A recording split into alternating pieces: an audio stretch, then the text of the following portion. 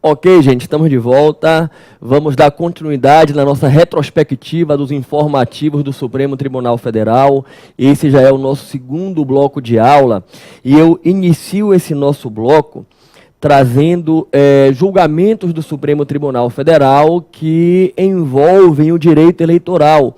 E é interessante perceber que no ano de 2018, nós tivemos alguns julgados do Supremo com repercussão no âmbito do direito eleitoral.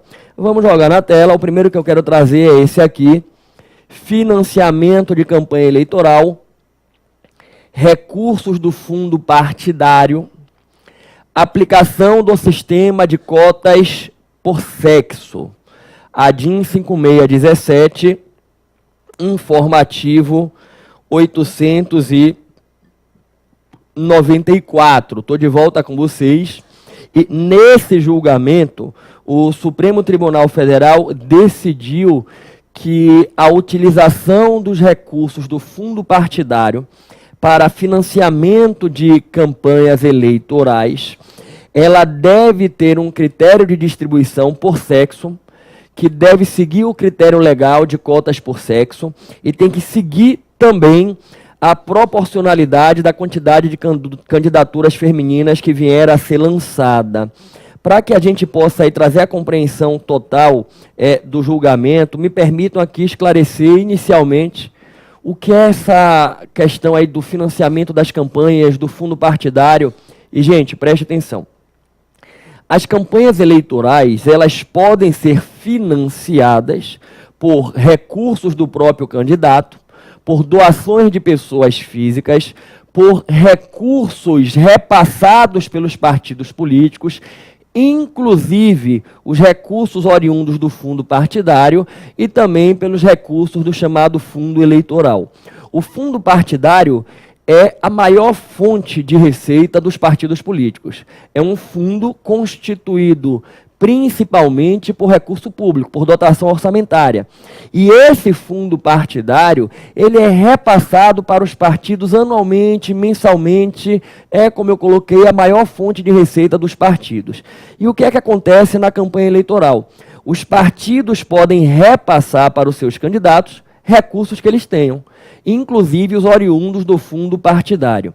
E o Supremo Tribunal Federal, ele decidiu o seguinte: se o partido utilizar recursos do fundo partidário no financiamento das campanhas, ele não pode repassar os recursos integralmente para campanhas de um específico sexo. Por exemplo, o partido vai pegar e vai destinar R$1 milhão que ele tem de fundo partidário para as suas campanhas. Ele não pode pegar e investir esse R$1 milhão todo em campanha de candidato masculino ou todo em campanha de candidato feminino. Tem que haver uma distribuição seguindo um critério de cota por sexo. Como assim seguindo um critério de cota por sexo? Gente, a lei das eleições estabelece que na definição da quantidade de candidaturas para o sistema proporcional, deve ser observado um percentual de cota por sexos. E aí o que é que eu vou trazer para vocês? Eu vou trazer o texto da lei, vou pegar aqui a legislação eleitoral, deixa eu pegar ela aqui para a gente poder enxergar detalhadamente. E aí eu vou trazer para vocês que a lei das eleições traz que o percentual de candidaturas tem que ser no máximo 70% e no mínimo 30% de cada sexo. Vamos fazer o seguinte, eu vou trazer aqui a lei, joga na lei, por favor. É aqui, Lei das Eleições 9504/97, artigo 10, parágrafo 3º. Do número de vagas resultantes das regras previstas nesse artigo, cada partido ou coligação preencherá o mínimo de 30% e o máximo de 70% para candidaturas de cada sexo. Estou de volta para você vislumbrar. Se um partido pretender lançar 10 candidatos a vereador, tem que ser no máximo 7 homens. No máximo 7 mulheres. Tem que ter pelo menos 70-30.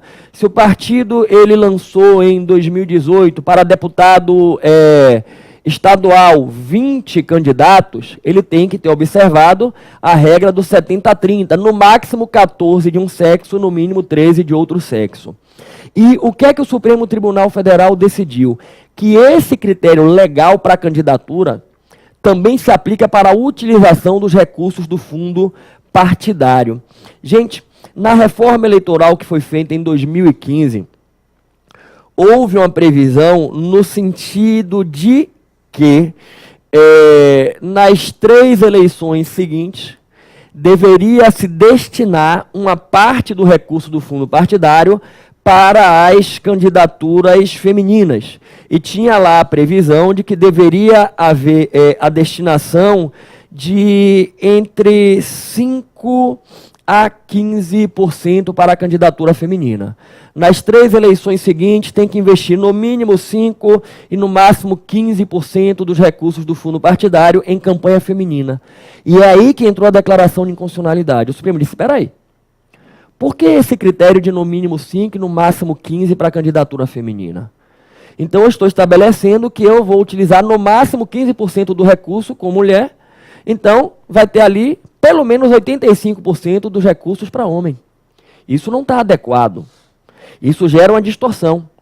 E aí o Supremo declarou a inconstitucionalidade desse critério, dessa diferenciação, e o que é que ele fez?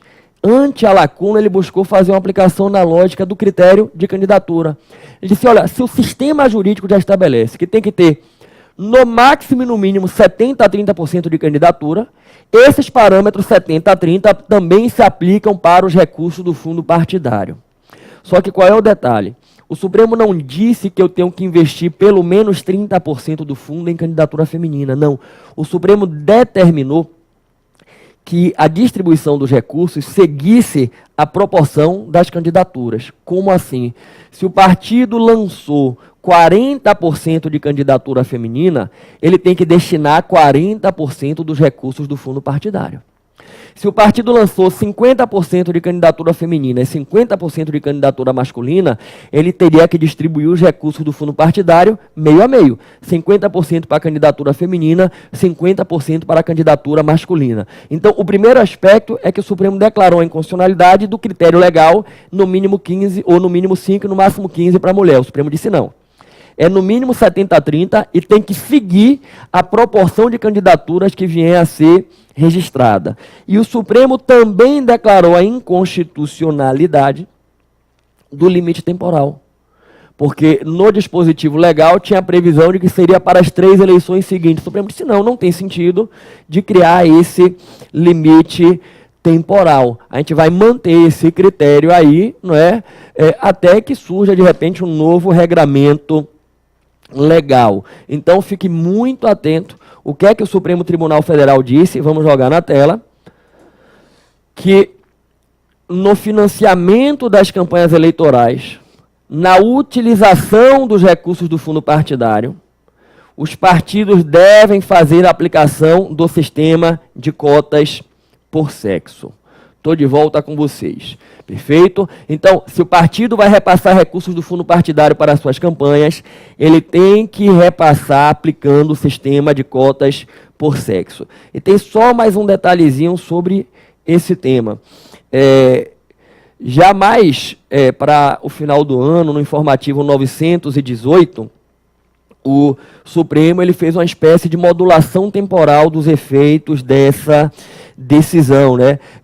No sentido de que os recursos que já haviam sido, por assim dizer, contingenciados pelo partido de anos anteriores e já tinham sido alocados em contas específicas, eles seriam repassados sem, por assim dizer, a redução do percentual que foi fixado. Então, o Supremo fez uma modulação temporal porque ele reconheceu, é uma interpretação nova que a gente está dando, então a gente vai aplicar na utilização dos recursos que está sendo feito a partir desse ano, mas o que já vinha sendo contingenciado anteriormente a gente não aplica, ok?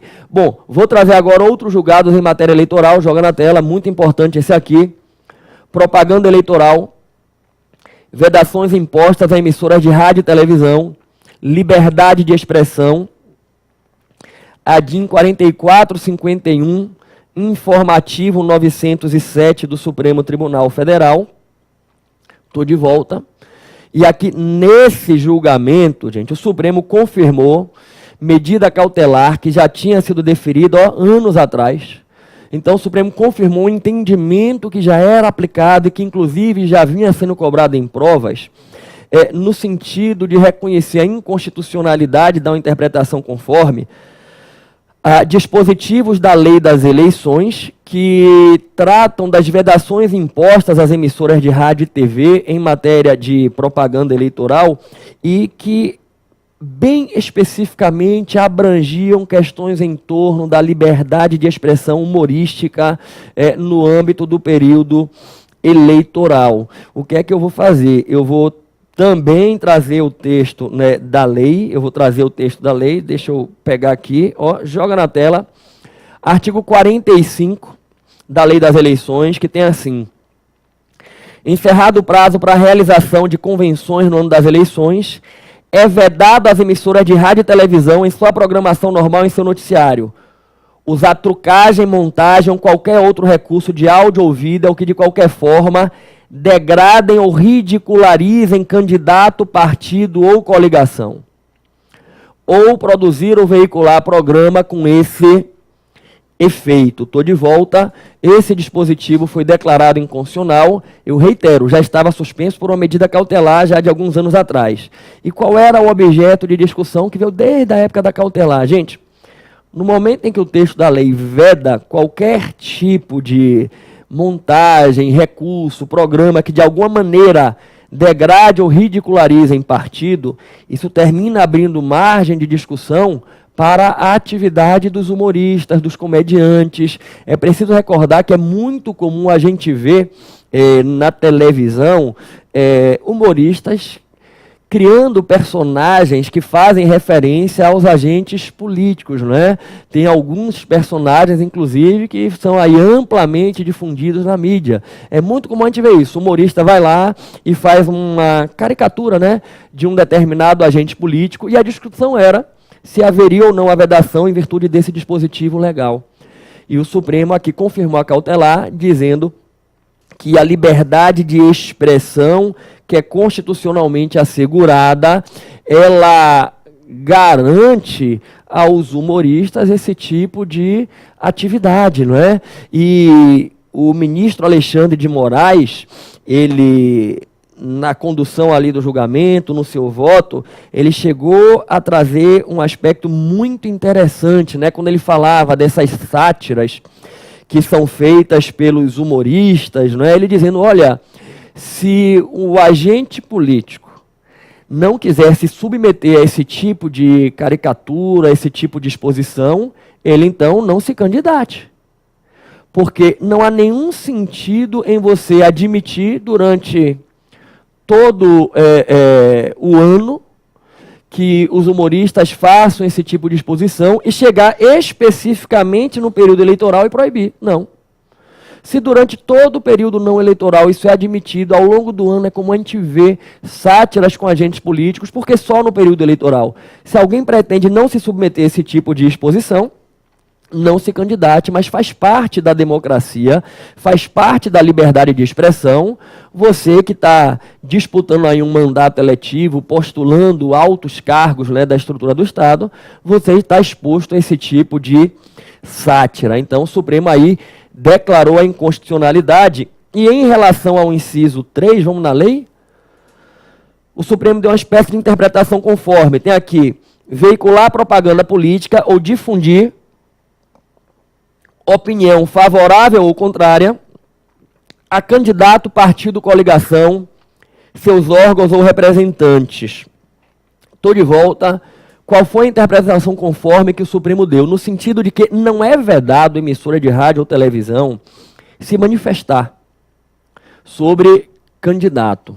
O que é vedado é a emissora veicular algum tipo de propaganda, opinião, que tenha conotação de ato de propaganda eleitoral, seja favoravelmente ou seja contrariamente àquele candidato, àquela agremiação. Agora, imagine a situação de um governador candidato à reeleição. Ele não deixa de ser governador durante o período eleitoral. ele pratica atos de governo. E aí a imprensa não pode estar comentando esses atos de governo, não tem sentido. Então o que é que o Supremo disse? O que é vedado é você se valer do meio de comunicação para praticar um ato de campanha eleitoral, seja a favor ou contra o candidato. Agora, você está divulgando um fato, emitindo opinião crítica sobre aquele fato, sem conotação de campanha eleitoral, está no âmbito da liberdade de imprensa, portanto, não cabe a proibição, ok? Vamos pegar agora um próximo julgado, joga na tela.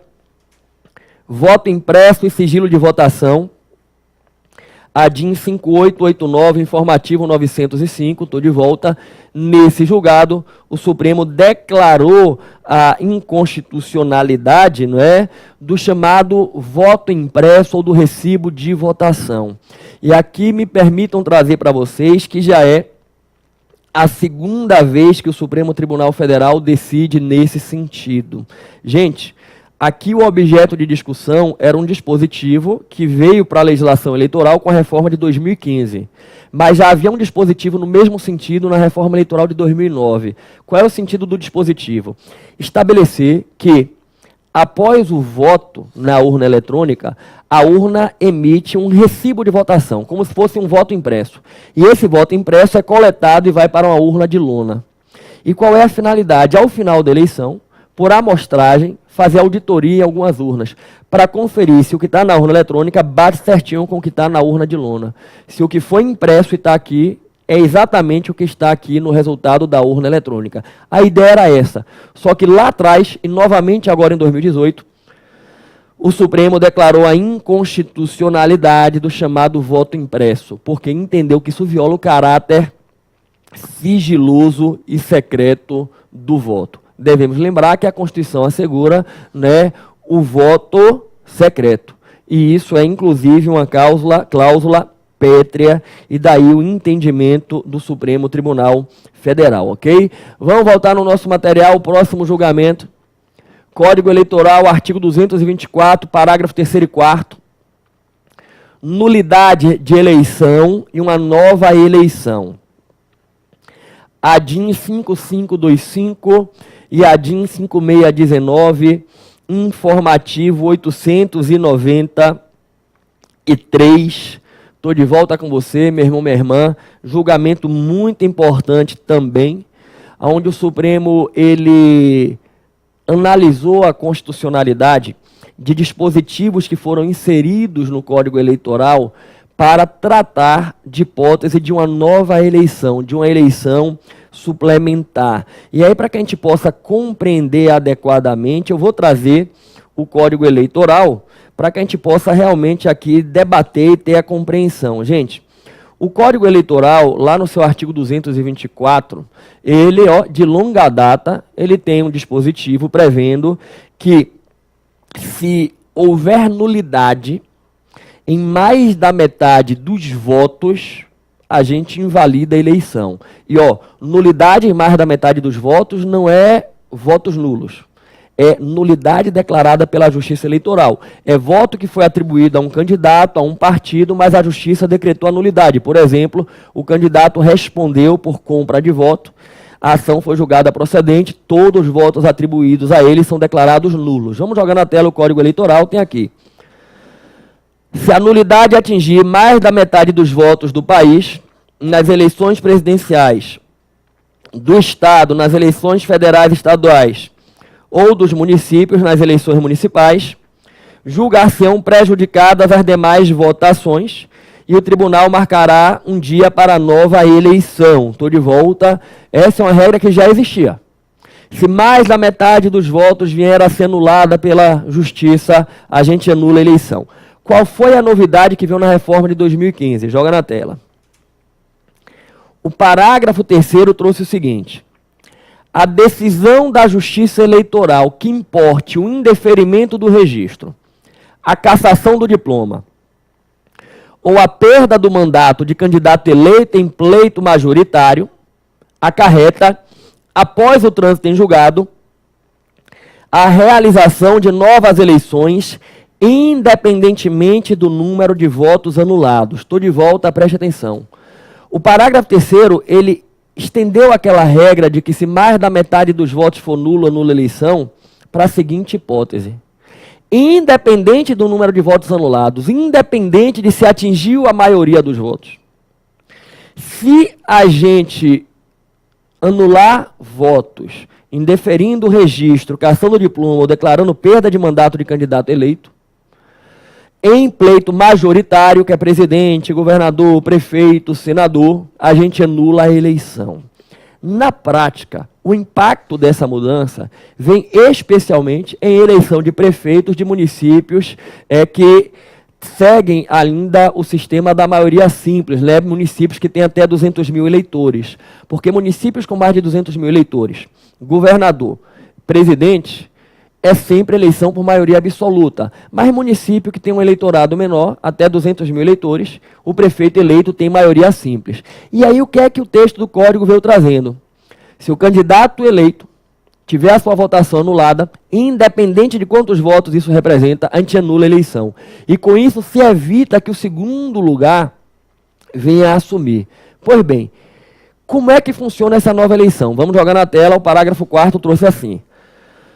Essa nova eleição vai correr às expensas da Justiça Eleitoral e será indireta se a vacância do cargo ocorrer a menos de 6 meses do final do mandato, e direta nos demais casos. Estou de volta. Repare, houve a nulidade, tem que fazer uma nova eleição, eleição suplementar. Se a vacância ocorrer a menos de 6 meses de terminar o mandato, eleição indireta. Se for a mais de 6 meses, eleição direta. E aí haviam algumas discussões sobre a constitucionalidade dos parágrafos 3º e 4º. Em relação ao parágrafo 3º, havia um questionamento sobre a necessidade do trânsito em julgado. Vamos voltar na tela. Perceba que o texto estabelece que eu só vou realizar novas eleições após transitar em julgado a decisão que indeferiu o registro, cassou diploma ou decretou a perda do mandato. Estou de volta. E o Supremo declarou a inconstitucionalidade dessa locução após o trânsito em julgado. Porque o Supremo entendeu que a nova eleição ela deve ser realizada após a decisão do Tribunal Superior Eleitoral, após o esgotamento das instâncias na Justiça Eleitoral. E aí o Supremo, gente, ele decidiu no sentido que o próprio Tribunal Superior Eleitoral já vinha entendendo, né, de que, vou botar entre aspas, trânsito em julgado para fins eleitorais se opera no esgotamento das instâncias eleitorais. Então, essa expressão aí, após o trânsito em julgado, foi declarada inconstitucional. O Supremo entendeu que após o esgotamento das instâncias eleitorais, após uma decisão do Tribunal Superior Eleitoral, já deve ocorrer a nova eleição. E em relação ao parágrafo 4º, que prevê que se for nos últimos 6 meses, vai ser uma eleição indireta, e se for nos demais casos, é uma eleição direta, qual era o questionamento? Eu não sei se você lembra que a Constituição prevê que, no caso de dupla vacância de presidente e vice, se for nos 2 primeiros anos, eleição direta. Se for nos 2 últimos anos, é eleição indireta. E a Constituição também prevê, em relação a senadores, não é? E aí é lá no artigo 56, vamos voltar na Constituição. Aqui no artigo 56, no parágrafo 2º, que ocorrendo vaga e não havendo suplente, far-se a eleição para preencher se faltarem mais de 15 meses para o término do mandato. Estou de volta. A Constituição prevê que você só vai fazer eleição, no caso de vacância de deputado ou senador, se não tiver suplente, se faltarem mais de 15 meses para o mandato. E aí a discussão é, poderia o Código Eleitoral tratar de um tema que está previsto na Constituição? E o que é que o Supremo decidiu? Está mantido o parágrafo 4º, mas ele não se aplica para essas hipóteses constitucionais.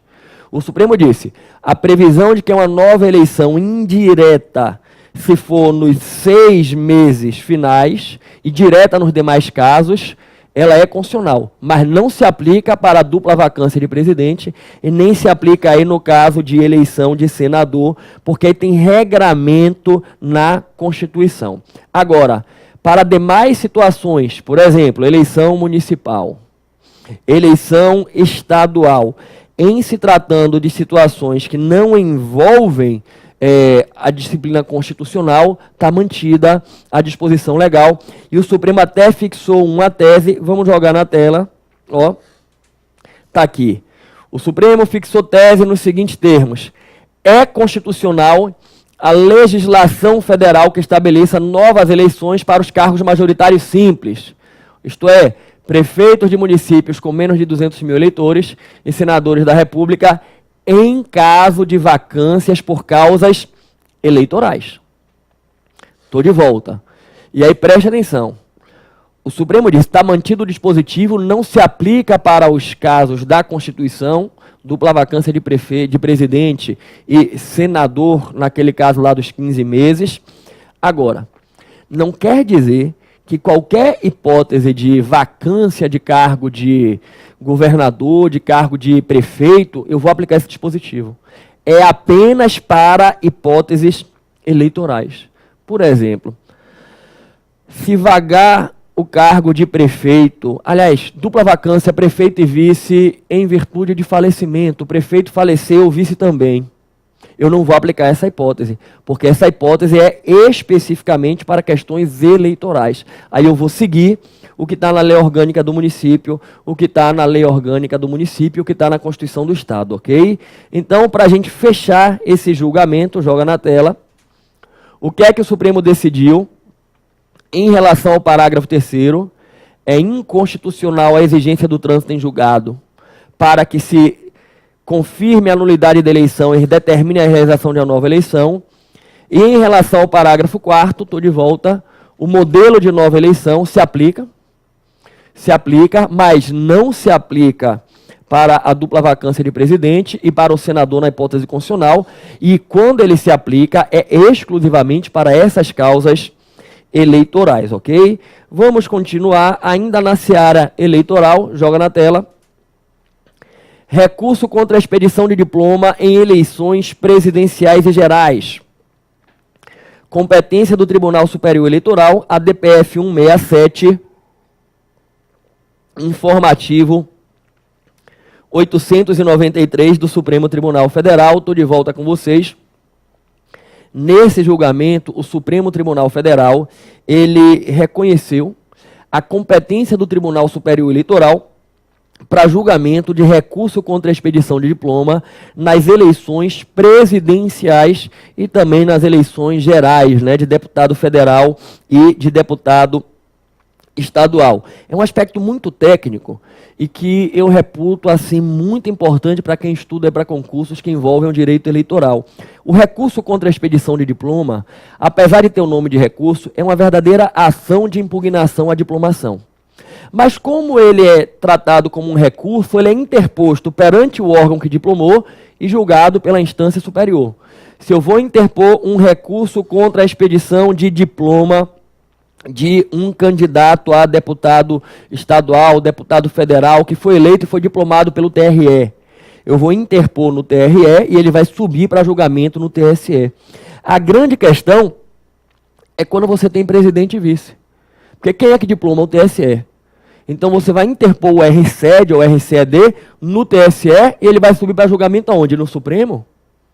Não está na competência constitucional do Supremo. Então havia uma discussão interessante na doutrina eleitoral em saber se caberia recurso contra a expedição de diploma no caso de eleição presidencial. E o Supremo disse cabe e é julgado pelo Tribunal Superior Eleitoral. É uma hipótese singular, que você vai recorrer do ato do TSE e o próprio TSE é quem vai julgar. Perfeito? Bacana. Bom, ainda no âmbito eleitoral, só que agora já se distanciando de questões especificamente eleitorais e trazendo muito mais para o plano do direito fundamental à liberdade de expressão, para o plano das autonomias, da autonomia das universidades, joga na tela um caso que teve muita repercussão durante o período eleitoral: liberdade de expressão em universidades e propaganda eleitoral. A DPF 548, informativo 922 do Supremo Tribunal Federal. tô de volta. O tribunal aí referendou uma medida liminar que tinha sido concedida monocraticamente, se minha memória não estiver ruim, tinha sido a ministra Carmen Lúcia, né, em uma ADPF que impugnava decisões judiciais que estavam sendo proferidas, determinando, gente, olha, a busca e a apreensão em universidades de materiais que estavam sendo reputados como materiais de propaganda eleitoral. Eu não sei se você se recorda desse episódio, né? Durante o período eleitoral, e se minha memória não estiver ruim, foi mais especificamente no período do segundo turno da eleição presidencial, e a gente viu na eleição o país um pouco, né? Um pouco não, até muito dividido, tenso, né? E aí, durante o período do segundo turno eleitoral, houveram essas medidas de busca e apreensão de documentos no âmbito de universidades, ao argumento de que dentro da universidade estariam fazendo campanha eleitoral pró um candidato contra outro candidato, e a legislação eleitoral ela não permite a realização de propaganda eleitoral em bens públicos, o que abrange bens de uso comum do povo, a que a população em geral tem acesso. E aí tinham decisões judiciais nesse sentido, determinando.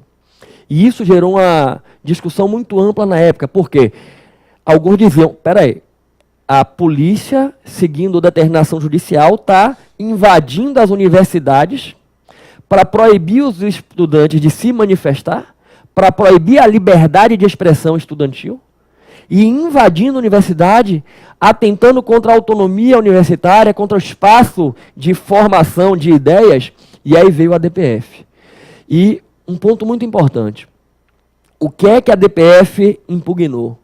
Impugnou decisões judiciais e até também medidas administrativas que estavam determinando a realização dessas buscas. E aí eu destaco para vocês, decisões judiciais podem ser objeto de impugnação em ADPF.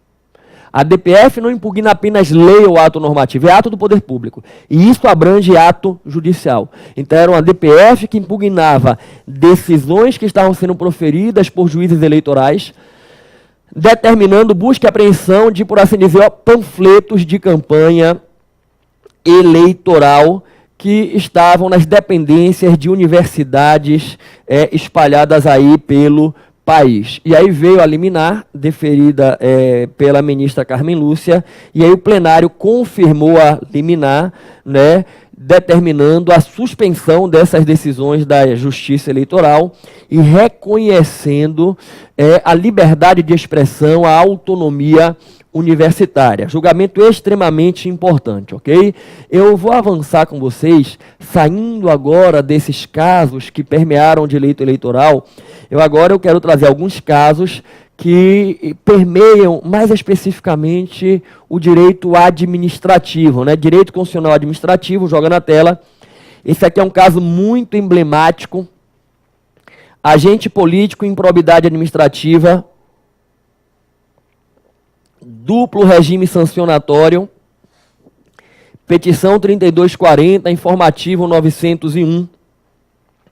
E nesse julgamento, estou de volta, o Supremo Tribunal Federal decidiu que, com exceção do presidente da República, os agentes políticos estão sujeitos a um duplo regime sancionatório. Eles podem ser responsabilizados pelos atos de improbidade administrativa nos termos da legislação de improbidade administrativa e também por crime de responsabilidade. Qual era a discussão? Se o ato, a conduta, a situação fática poderia ser enquadrada no regime jurídico da improbidade administrativa e também no regime jurídico dos crimes de responsabilidade. Esse é um tema que há um certo tempo vinha gerando muita discussão na doutrina, oscilação na jurisprudência, porque anos atrás, quando o Supremo julgou a reclamação 2138, na qual se discutia se um ministro de Estado poderia responder nos termos da lei de improbidade, ou se ele deveria responder por crime de responsabilidade, Lá atrás, quando o Supremo julgou a reclamação 2138, ele entendeu que o ministro de Estado deveria responder por crime de responsabilidade e não pelo regime da lei de improbidade. E isso gerou uma discussão muito grande na comunidade jurídica e uma oscilação de jurisprudência, porque alguns começaram a defender que os agentes políticos não responderiam pela lei de improbidade, mas apenas por crime de responsabilidade. E o Supremo aqui, ele consolida o entendimento de que os agentes políticos, com exceção do presidente da República, eles podem ser enquadrados tanto na lei de improbidade quanto na legislação de crimes de responsabilidade. E em relação ao presidente, se excluiu o regime da improbidade porque a Constituição, no seu artigo 85, quando tipifica ou capitula crimes de responsabilidade do presidente da República, já traz a ideia da improbidade. Vamos jogar na tela a Constituição, está aqui. Artigo 85. São crimes de responsabilidade os atos do presidente que atentem contra a Constituição e que especialmente contra, inciso 5, a probidade na administração. Estou de volta com vocês. Então, em virtude de ato que atenta contra a probidade estar qualificado como crime de responsabilidade do presidente, o Supremo entendeu que o presidente não responderia pelo regime jurídico da improbidade administrativa. Com todo respeito ao entendimento que foi firmado pelo Supremo Tribunal Federal, mas eu humildemente discordo e não me parece adequado. Me parece que o fato de a situação fática que configura improbidade também configurar crime de responsabilidade não exclui a aplicação do regime jurídico da lei de improbidade. Senão, gente, o ato, a situação fática que configura a improbidade pode também configurar uma infração penal comum. Então, eu excluiria a responsabilidade penal comum pelo fato de que o ato já se qualifica como crime de responsabilidade? Não me parece. Me parece que a situação fática ela pode ser analisada juridicamente sob o ponto de vista da qualificação penal, da qualificação civil, da qualificação dos crimes de responsabilidade e também da qualificação da improbidade administrativa. Mas, de todo modo, o que vocês vão levar aí para as provas é que o presidente da República está, por assim dizer, excluído da dupla responsabilização.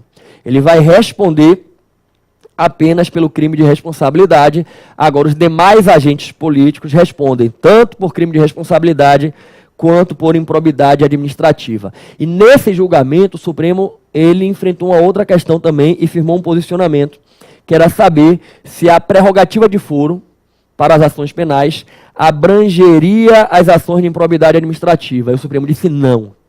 A prerrogativa de foro é estritamente penal e não abrange a ação de improbidade administrativa. Então, a autoridade pública, o agente político que tem prerrogativa de foro no Supremo, ele não vai responder por improbidade administrativa no Supremo Tribunal Federal. Perfeito? Bom, ainda no âmbito da improbidade administrativa, joga na tela, próximo julgamento, também muito importante.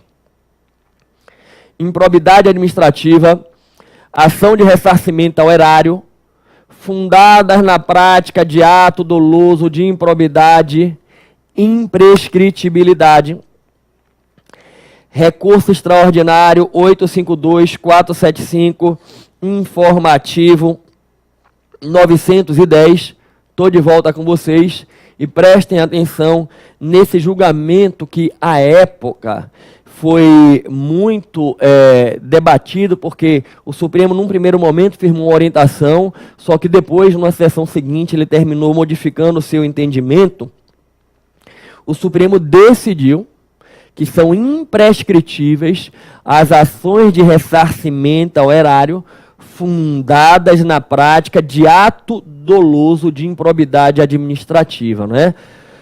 A lei de improbidade administrativa, ela traz lá a previsão dos tipos de atos de improbidade administrativa e, quando se trata de um ato doloso de improbidade administrativa, essa era a discussão, o Supremo disse, o ressarcimento ao erário, ele é imprescritível, né? Ele é imprescritível quando você busca aí o ressarcimento ao erário.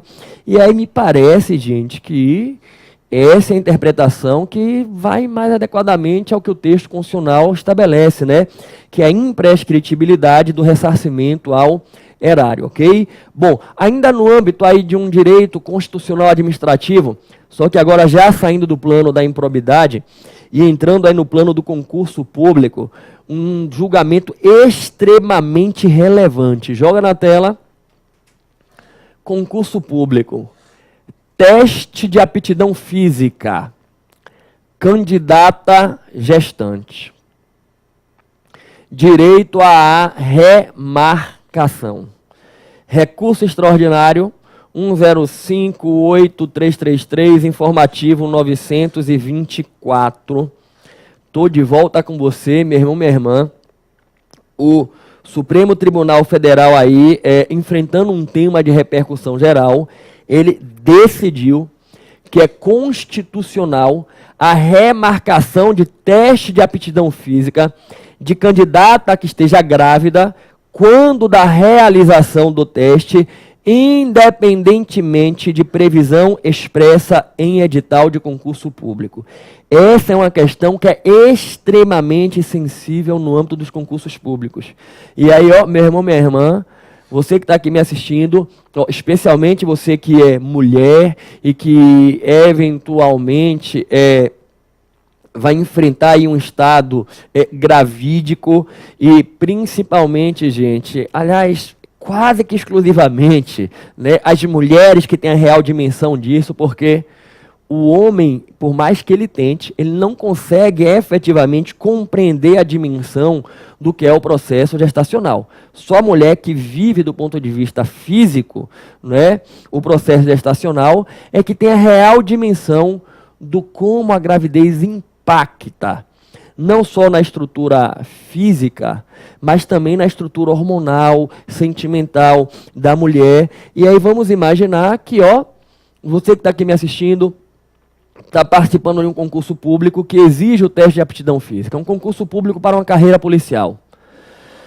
E você, no momento em que está marcado ali o teste de aptidão, está gestante. Como é que você vai fazer um teste de aptidão física se você está gestante? E muitas vezes a gestação impõe limitações quase que absolutas para a atividade física. É certo que durante o período gestacional há até atividades físicas que são recomendadas, né, para auxiliar no trabalho de parto, auxiliar o processo gestacional. Só que tem situações em que a mulher está enfrentando uma gravidez de risco e que vem a determinação médica, não faça nenhum esforço. Aí olha que situação. Marcaram a prova de aptidão física. O seu sonho de ingressar ali no cargo público. Tanto tempo de dedicação. E agora? Com a gravidez. E aí, você pega e tem editais que colocam, ó, mais ou menos assim. Nada, absolutamente nada, autoriza a remarcação do teste de aptidão física. E, repare, eu não estou falando aqui de no dia do teste a pessoa teve uma enfermidade. Olha, de repente, na semana do teste, ela teve um acidente de bicicleta, quebrou a perna e não pode fazer uma prova lá de corrida. Não, estou falando de gestação. E gestação não é enfermidade, pelo amor de Deus. É uma situação completamente distinta. Só que você pega o edital e está lá. Nada autoriza a fazer mudança da data do teste de aptidão física. E o que é que o Supremo Tribunal Federal decidiu? Que a gravidez impõe a remarcação do teste de aptidão física, independentemente do que está no edital. O Supremo fez uma ponderação entre a isonomia que deve reger o concurso público e a proteção constitucional da família, da criança, do processo gestacional. Gente, e cá entre nós, se você parar para fazer uma ponderação de valores, me parece que realmente tem que dar uma preponderância para o processo gestacional. Estamos falando de quê? Maternidade, nascimento de uma criança. Estamos falando de ambiente familiar. E isso é valor essencial. A maternidade, a família são valores essenciais, constituem verdadeiros direitos fundamentais. E aí o Supremo dando preferência a esses valores, firmou esse entendimento, ok? Bacana. Bom, preste atenção. Ainda tem uns julgados aqui para trazer para vocês, e eu vou inclusive entrar agora em uma seara de julgados que permeiam o direito do trabalho, só que aí o que é que eu queria combinar? Eu vou fechar mais esse bloco. Esse é o nosso segundo bloco de aula e nós iremos ainda para um terceiro bloco de aula para poder concluir a nossa retrospectiva dos informativos do Supremo Tribunal Federal de 2018. E eu queria te pedir que, se você ainda não estiver inscrito no meu canal do YouTube, você se inscreva. Se você está aqui assistindo esse vídeo pelo YouTube, se inscreva, né, no meu canal para a gente poder continuar mantendo contato, você poder acompanhar as novidades que eu vou divulgando. Queria te pedir que, se você pudesse, curtisse o vídeo, compartilhasse com outras pessoas. E queria também te convidar, joga na tela de novo aí, a passar lá no meu site. Lá no meu site, lá no menu, você vai encontrar assim, ó, informativos do Supremo Tribunal Federal.